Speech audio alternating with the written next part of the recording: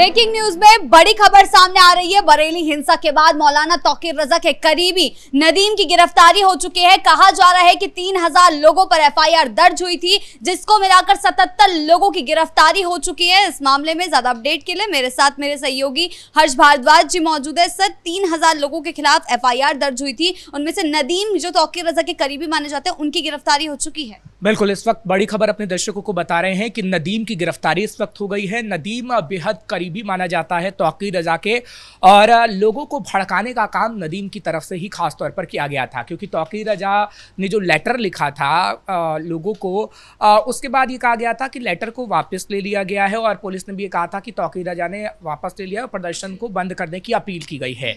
लेकिन उसके बाद नदीम की तरफ से ही कहा गया कि ये झूठा है लेटर, हमारी तरफ से कोई ऐसा लेटर नहीं लिखा गया है, हम प्रदर्शन को वापस नहीं ले रहे हैं। और लोगों को सबसे ज्यादा भड़काने का काम नदीम की तरफ से ही किया गया, और नदीम की गिरफ्तारी सबसे बड़ी गिरफ्तारी मानी जा रही है, क्योंकि नदीम ने ही पूरा प्लान बनाया और लोगों को भड़काने का काम किया। और हमने देखा कि जुम्मे की नमाज के बाद किस तरीके से पत्थरबाजी हुई और किस तरीके से उपद्रव मचाया गया है। हालांकि ये कहें कि नदीम के साथ कुछ और लोग हैं, उनकी भी गिरफ्तारियां अभी होनी हैं, और तौकीर रजा की तो पहले ही गिरफ्तारी हो चुकी है। और दरअसल थाने की अगर बात करें तो थाने में तकरीबन 77 लोगों को ले जाया गया है, उनसे गहरी पूछताछ हो रही है, तौकीर रजा से पूछताछ हो रही है। और अगर बात करें उन लोगों की जिन पर एफआईआर दर्ज की गई है, तो अभी कुछ और लोगों पर भी एफआईआर दर्ज हो सकती है, क्योंकि अभी 3000 लोगों के नाम शामिल है, वो अज्ञात लोग हैं जिनके ऊपर एफआईआर दर्ज की गई है। क्योंकि देखिए, जो हुआ उत्तर प्रदेश के अंदर वो जानबूझ के किया गया, दंगा भड़काने की कोशिश की गई। तौकीर रजा बार बार, जब तौकीर रजा को नजरबंद किया गया था उसके बाद भी हमने अपने दर्शकों को वीडियो भी दिखाई थी कि कैसे तौकीर रजा ने रात तकरीबन 11 बजे एक वीडियो जारी की, और उस वीडियो के जो अब देखेंगे आप उस वीडियो को, तो उस वीडियो में खास तौर पर आपको नजर आ जाएगा कि कैसे लोगों को भड़काने का प्रयास किया जा रहा है। उन्होंने साफ तौर पर कहा था कि मेरे को अतीक की तरह गोली मार दी जाए, मुझे कोई डर नहीं लगता है, मैं मोहम्मद साहब के नाम पर मरने को तैयार हूँ, मर मिटने को तैयार हूँ, लेकिन उनका अपमान नहीं सहा जा सकता। लेकिन बात ये थी कि उनका अपमान किसी ने किया ही नहीं।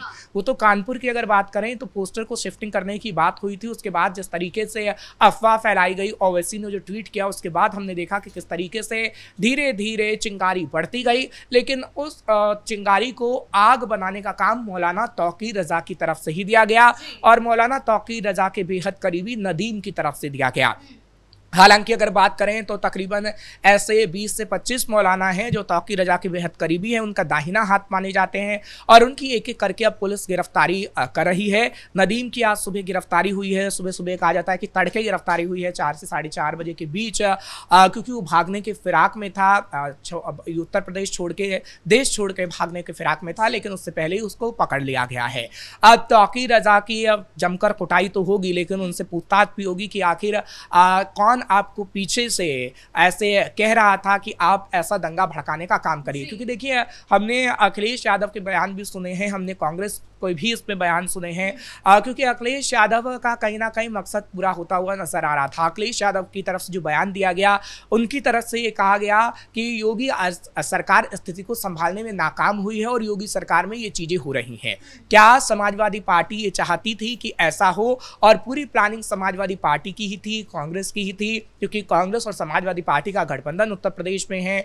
और बात करें अगर मौलाना तौकीर रजा की, तो मौलाना तौकीर रजा के साथ आपने देखी होंगी कि कांग्रेस के कई बड़े नेताओं की तस्वीरें हैं, समाजवादी पार्टी के मुखिया भी कई बार तौकीर रजा से मुलाकात कर चुके हैं। तो आखिर मुख्य साजिशकर्ता कौन है? क्योंकि तौकीर रजा की अगर बात करते हैं, तौकीर रजा एक तरीके से आप ये कह सकती हैं कि तौकीर रजा को आगे किया गया है, लेकिन उसके पीछे से कई लोगों ने काम किया है। मोहरा बनाने की कोशिश तौकीर रजा को की गई है, और उसके पीछे क्या समाजवादी पार्टी का हाथ है, उसके पीछे क्या कांग्रेस का हाथ है? क्योंकि सबसे पहले जो दंगा भड़काने की कोशिश हुई थी, जब हमने पोस्टर की बात देखी थी कानपुर के अंदर, तो समाजवादी पार्टी का नेता नदीम अख्तर और 2 और नेताओं की तरफ से सोशल मीडिया पर भड़काऊ भाषण दिया गया था। सोशल मीडिया पर जब भड़काऊ भाषण दिया गया, तब हमने देखा कि विवाद ज्यादातर भड़का। इस पर योगी आदित्यनाथ का भी बयान आया है, उनका कहना है कि ऐसे उपद्रवियों को बख्शा नहीं जाएगा, उन्हें झंडूम तक पहुंचाया जाएगा। देखिए, योगी आदित्यनाथ पहले ही कह चुके हैं। योगी आदित्यनाथ ने खुलेआम कहा था कि कुछ मौलाना ये सोच रहे थे कि यहाँ पर कर्फ्यू लगेगा और कुछ ऐसी स्थितियाँ होंगी जो अखिलेश यादव की सरकार में होती थी, लेकिन यहाँ पर ऐसी स्थितियाँ नहीं होंगी क्योंकि अभी योगी आदित्यनाथ की सरकार है और 2017 के बाद स्थितियाँ सुधरी हैं। योगी आदित्यनाथ की तरफ से खुल के कहा गया है। योगी आदित्यनाथ ने कहा है कि बुलडोजर एक्शन हो या फिर एनकाउंटर हो, उसको देख लेना चाहिए कि किस तरीके से अब माफिया अब नहीं पनपेंगे उत्तर प्रदेश में, क्योंकि जिन माफियाओं को पालने का काम किया जाता था उनका एनकाउंटर अब हो रहा है। और इसमें भी कहा जा रहा है, क्योंकि देखिए अभी जो बरेली हिंसा में हमने देखा है उसमें बुलडोजर एक्शन तो हो ही रहा है। बरेली में भी ये कहा जा रहा है कि बुलडोजर चलेगा वहां पर, क्योंकि कुछ जो मौलाना थे उन्होंने जानबूझकर अपनी प्रॉपर्टीज को आगे किया हुआ था कुछ कब्जा किया हुआ है, तो अभी उसकी जांच चल रही है और उन उपद्रवियों के घरों पर बुलडोजर भी चलेगा और हो सकता है कि कुछ का एनकाउंटर भी किया जाए, क्योंकि अगर उन लोगों की बात करें, भड़काने वाले लोगों की बात करें, या अभी भी कुछ लोग फरार हैं और पुलिस की गिरफ्त में नहीं आ रहे हैं। अगर पुलिस पर उन्होंने कुछ ऐसी गतिविधियां करने की कोशिश की या भागने की कोशिश की तो आगे आने वाले समय में एनकाउंटर्स भी हो सकते हैं। ऐसा होगा या नहीं ये तो वक्त ही बता पाएगा, लेकिन योगी सरकार पूरी तरीके से सख्त है, क्योंकि योगी सरकार ऐसी तस्वीरें नहीं दिखाना चाहती जैसे अखिलेश यादव की सरकार में दिखती थी। सख्त कार्रवाई हो रही है, क्योंकि जानबूझकर ये जो दंगा भड़काने की कोशिश हुई, उपद्रव मचाने की कोशिश की गई, ये सिर्फ और सिर्फ योगी आदित्यनाथ को बदनाम करने की कोशिश की गई है। हालांकि हमने देखा है कि इस पर तो पॉलिटिक्स भी हो ही रही है। आई लव योगी आदित्यनाथ का पोस्टर भी लगाया जा रहा है, आई लव बुलडोजर भी लगाया जा रहा है, आई लव अखिलेश भी लगाया जा रहा है। तो ये पॉलिटिक्स तो हम देखेंगे ही, लेकिन उत्तर प्रदेश में स्थितियां खराब नहीं होनी चाहिए, और खराब जो भी करेगा उसमें योगी आदित्यनाथ का डंडा तो चलेगा। जी, योगी आदित्यनाथ यही कहते हैं कि समाज को भड़काने वालों को बख्शा नहीं जाएगा। इसी तरीके से पुलिस की जो कार्रवाई है, 3000 लोगों पर FIR हो चुकी है, 77 लोगों को गिरफ्तार किया जा चुका है, यानी कि इन पर ढंग से शिकंजा कसा जा रहा है और इन पर योगी का हंटर जरूर पड़ेगा। बिल्कुल, देखिए हंटर तो चलना तय है, क्योंकि सवाल यही है कि मुख्य साजिशकर्ता आखिर कौन है। क्या किसी पार्टी का कोई नेता है या वाकई मौलाना तौकीर रजा ही मुख्य साजिशकर्ता है? क्योंकि अगर बात करें समाजवादी पार्टी के नेताओं की गिरफ्तारी, ये सवाल खड़े करती है कि क्या समाजवादी पार्टी के मुखिया का भी इसमें हाथ है। तौकीर रजा की गिरफ्तारी ये सवाल खड़े करती है कि क्या कांग्रेस का भी इसमें हाथ है, क्योंकि मौलाना तौकीर रजा ने जब ये बयान दिए थे उससे पहले हमने देखा है कि कांग्रेस के कई नेताओं के साथ उनकी मुलाकात हुई थी, समाजवादी पार्टी के नेताओं के साथ भी उनकी तस्वीरें वायरल हुई थी। तो क्या समझा जाए कि क्या पूरी तरीके से एक ये साजिश बनाई गई?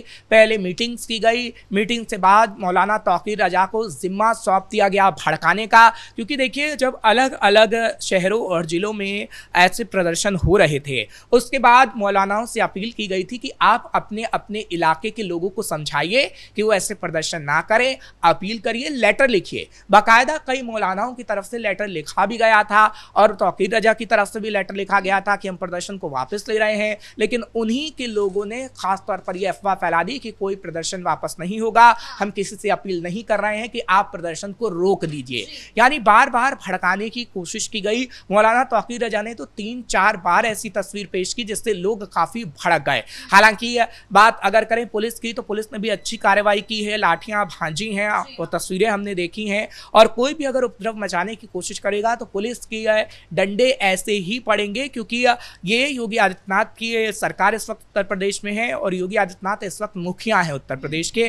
अखिलेश यादव की सरकार नहीं है। जब उपद्रवियों को चुनाव में जिताया जाए, जब उपद्रवियों को इनाम देकर घोषित किया जाए, क्योंकि योगी आदित्यनाथ की तरफ से कटाक्ष भी किया था समाजवादी पार्टी पे। आपने देखा था कि जब वो एक कॉन्क्लेव में पहुंचे थे तो उनकी तरफ से कटाक्ष भी किया गया था और कहा गया था कि कैसे माफियाओं के साथ पिक्चर खिंचाया करते थे एक पार्टी के नेता। सीधे सीधे अखिलेश यादव का नाम तो नहीं लिया गया, लेकिन अखिलेश यादव पर ही वो तंज कसा गया और ये कहा गया कि कुत्ते से हाथ मिलाने वाले लोगों को भी कहीं ना कहीं चुनाव में जिता दिया जाता था। ऐसी कई चीजें हैं जो अखिलेश यादव का अगर आप इतिहास खंगालेंगी और समाजवादी पार्टी के इतिहास के पन्नों को पलटने की कोशिश करेंगे तो आपको ऐसी तस्वीरें मिल जाएंगी। जब गुंडों का राज था, जब हिंदुओं को गली से निकलने नहीं दिया जाता था, ऐसी मुश्किलें हिंदुओं के लिए खड़ी होती थी उत्तर प्रदेश के अंदर।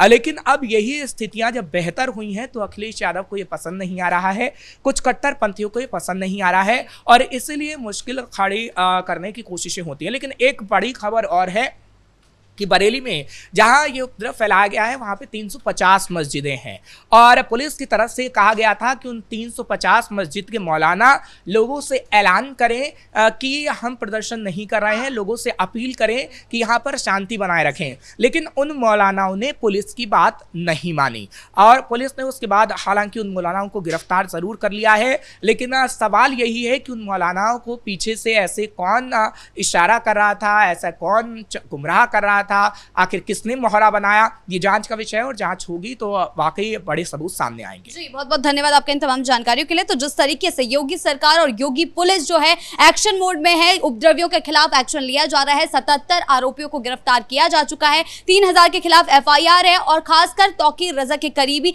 नदीम को गिरफ्तार कर लिया गया है। आगे चलकर क्या कुछ एक्शन लिया जाता है ये देखने वाली बात होगी, इस पर हमारी नजर जो है बनी रहेगी। ब्रेकिंग न्यूज में फिलहाल इतना ही। कैमरा पर्सन कुणाल के साथ मैं शिवानी रतूड़ी, कैपिटल TV उत्तर प्रदेश।